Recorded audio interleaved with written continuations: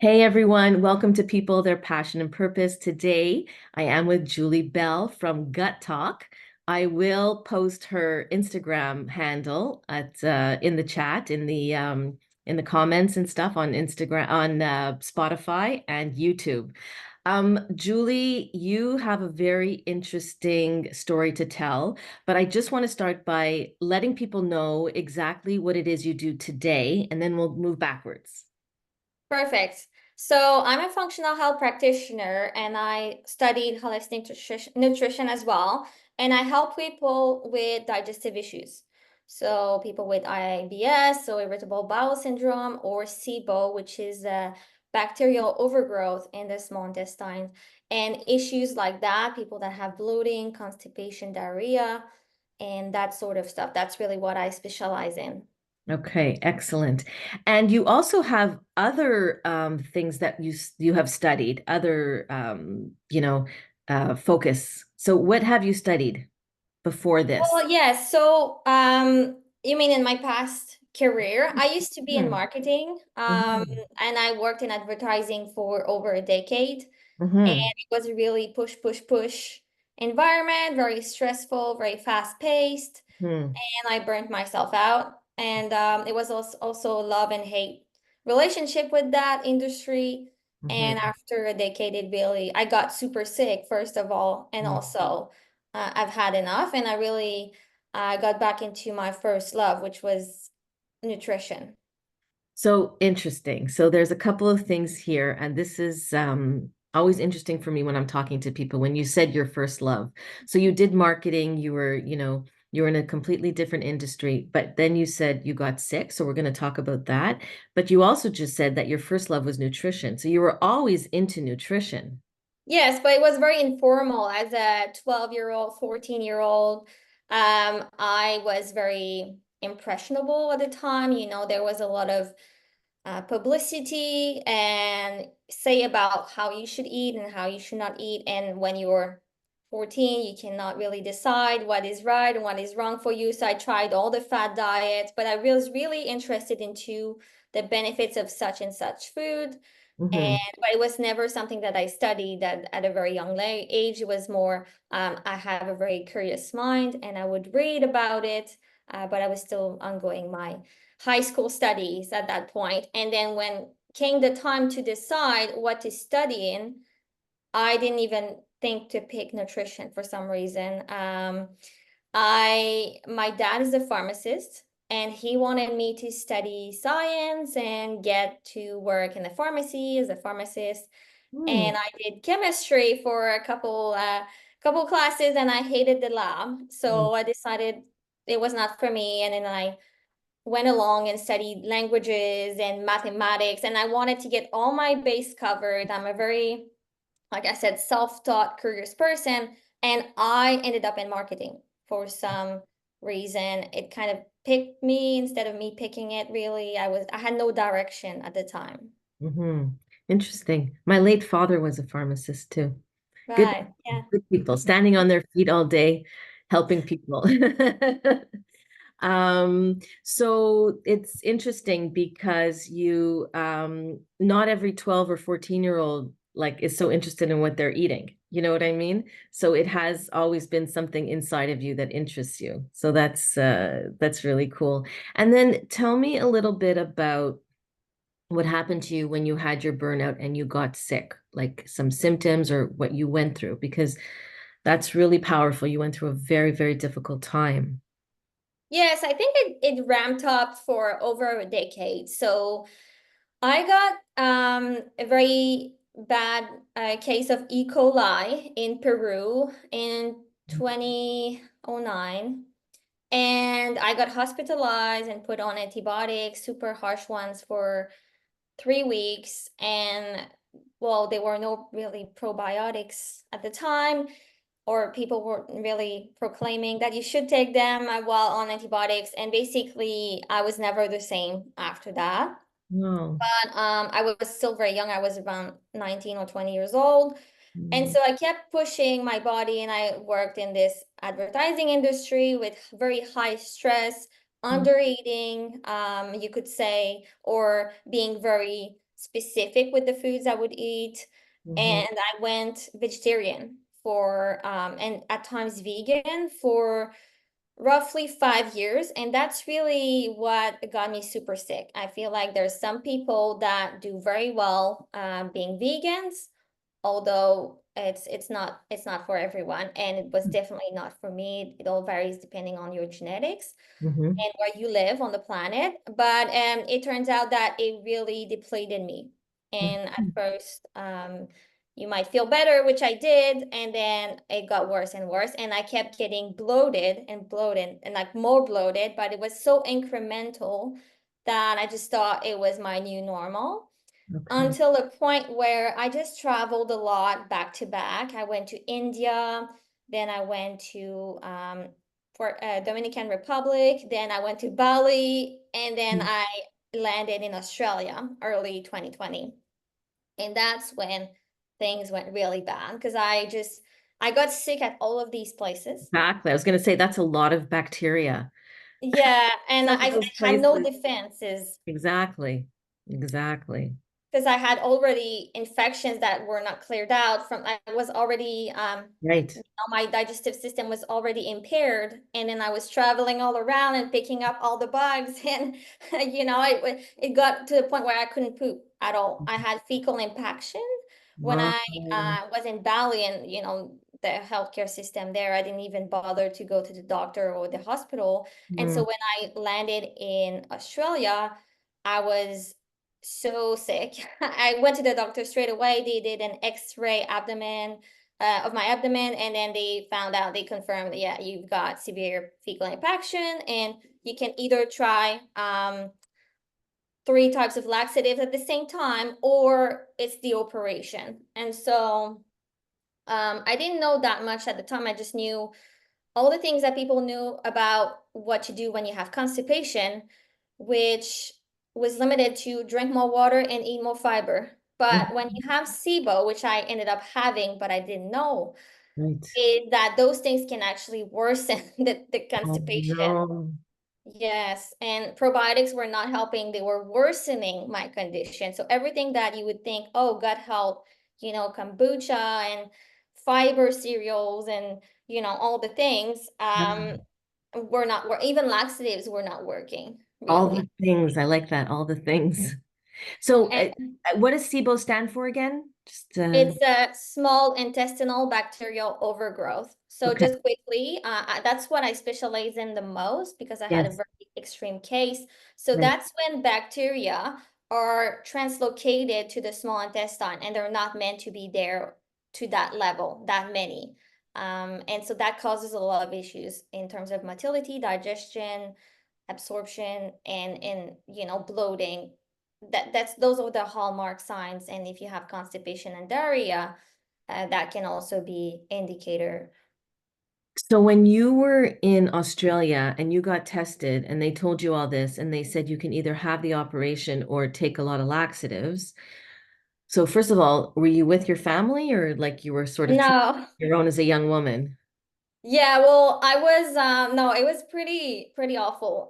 It was just when the pandemic got declared. It was like Oh my God. I want to say I landed in Australia on March 13, and then the World Health Organization said on March 14th, shut down everything. Like it's a Exactly. worldwide pandemic. And so I was with a girlfriend at the time, coming from Bali. And then the plan was we gonna travel and teach yoga. I'm a yoga teacher, so teach yoga in certain communities around Australia. She decided to go back home, but I had rented my apartment. I was meant to be gone for a full year. So even though I was very sick, like I could not leave the hotel, like it was in pain and taking all these laxatives, trying to poop. And also like feeling very toxic, brain fog, fatigue, like all of that. And I decided to stay for some curious reason. There was something in me. Well, one, I'm stubborn, but also something was telling me I need to stay and wait it out because I thought, well, and this might pass. We didn't know how long it would last. Right. And like I said, I had all planned out this whole year ahead. Exactly. Yeah. So you were really wanting to, you were, yeah, you were stubborn. You wanted to see, you thought it would go away somehow miraculously. It sounds like you were hoping that just take some laxative and everything will be okay. Well, yeah, I didn't know the severity until I didn't know I had SIBO to that point. It was Right. just like I had just been screened and told, yeah, you have fecal infection, which I knew because I hadn't gone to the toilet for 3 weeks. Mm, So that was normal. I mean, that was expected, wow. but I didn't know the underlying causes of it. And Right. Right. that's when I went on a journey of research, working with functional Right. medicine practitioner, like that was the beginning of it all for me. And it really made me want to, I mean, it made me stop. I couldn't Mhm. work, I couldn't do anything, but also after the fact, I really halfway through, I want to say, decided that's what I want to help people with. Mhm. So you're in Australia. Did you end up having an operation? No, I Oh, was lucky enough that the laxatives, the combination, and I was taking super extreme doses, okay. as indicated by the doctor, like, as directed by the doctor, and it ended up working, thank God. Got it. But it was pretty gnarly. Yeah. Yeah. Wow. And so okay, so let me just go back and make sure that I'm clear. So you're in Australia, you took the laxative. It was difficult, but you got through it.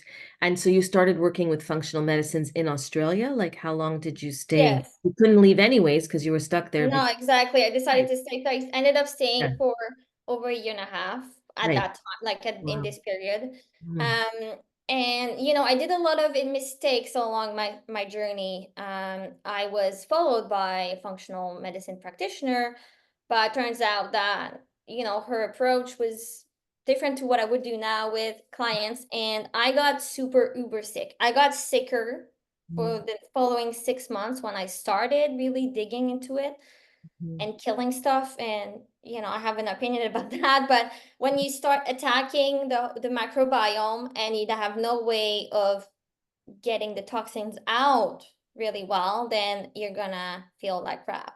And mhm. so that's what happened for a good 6 months, I would say.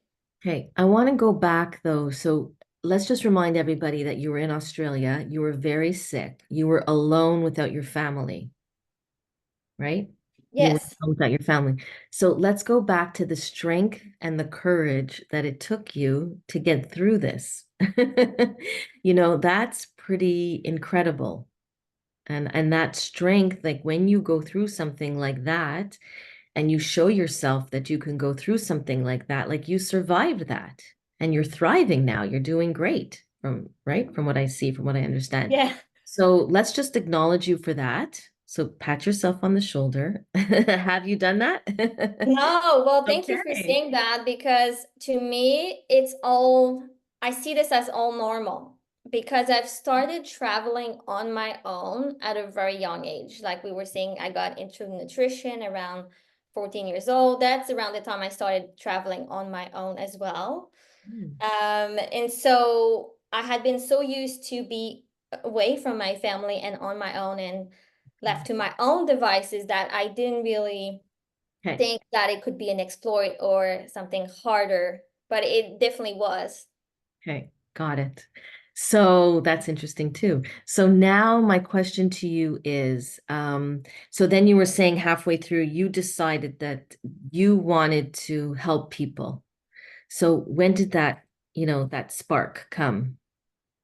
Well, it came after I was, done with the I w- I find like it was always there, Mhm. but I was so fatigued and tired and wanting to die at some point that I had no energy to really think, oh, I want to help people with this. I was just trying Right. to survive my own history, my own problems. And so it's really at the beginning of when I started feeling slightly better. So I don't know exactly the point. I can't remember exactly the moment. But once I was out the big weeds, I want to say, then I really decided that. And I knew so much at that point that I really knew I wanted to go study this. And I Okay. had a bit more energy to go and pursue education, because that also require courage and resources and time. And that's what I did. I really wanted to understand this condition, and because I also knew a lot of people were suffering in silence and that they don't know that their issues or their symptoms are linked to something bigger than, oh, it's just IBS or it's normal to be bloated. To some degree, it could, but not chronic bloating that like I had. Mhm. And so, okay, couple things. Number one, because I mean, I'm just thinking like anybody else could just sort of, fix themselves and move on with their lives, but I guess, and tell me if if this is resonating with you, that because you were so interested in it, in the nutrition, and because this happened to you, it sort of all came together. And I find in life, right? You're nodding. Yeah. Yes, well, it's because I know it's not for everyone. Like there's a lot of people that get this condition, they go see a practitioner, they get better, they move on, and you're Not their right. thing. The thing is, for me, I had always had that in me, like the passion for health, the passion for well-being, the passion for nutrition. And I find like this event, this hardship redirected me to my true purpose. I feel like it's part of the universe that really shifted me, went me go through this hardship to really get to the other side and show me the way. Yeah, that's really cool. I'm sorry that you went through that, but happy for you that you found this purpose. And it's a very specific, like it's very specific. So it's really interesting that you could be so specific. And when I met you the first time, I was like, wow, this girl's like extremely specific because you know so much about that, and you've studied so much about nutrition and holistic nutrition and everything like that. But at the same time, you're very focused on that. I have a couple more questions for you, and I know that time is of an essence here. But my question to you is, how is your health now? Oh, it's way better. I have way more liberties. I'm still aware of certain triggers that can make me downslide. I allow myself to live, and when I was going through this, that's one of the main mistakes I did. Is I would isolate myself and I would allow myself to go out or eat anything other than the meal plan I had for myself, and it was so downing and depressing, and ultimately it didn't help because the more you restrict, the more depleted your microbiome is going to be. That's for another discussion, but basically, all these low FODMAP diets, AIP diets, all those restrictive diets, they can work short term, but ultimately if you stay on it, you're going to dig yourself in a bigger hole. Mhm. And so now I just eat pretty much about anything other than gluten because I suspect I have, I didn't get formally diagnosed, but I either have celiac disease or non-celiac gluten sensitivity, which Mm. means gluten really disagrees with me. And I don't need a test to know this. Like I was bedridden after eating gluten. My body would go into complete shutdown. And so I was able to identify this as a trigger very early on in Australia. I find that it can get triggered by an external factor, and it definitely did for me over there.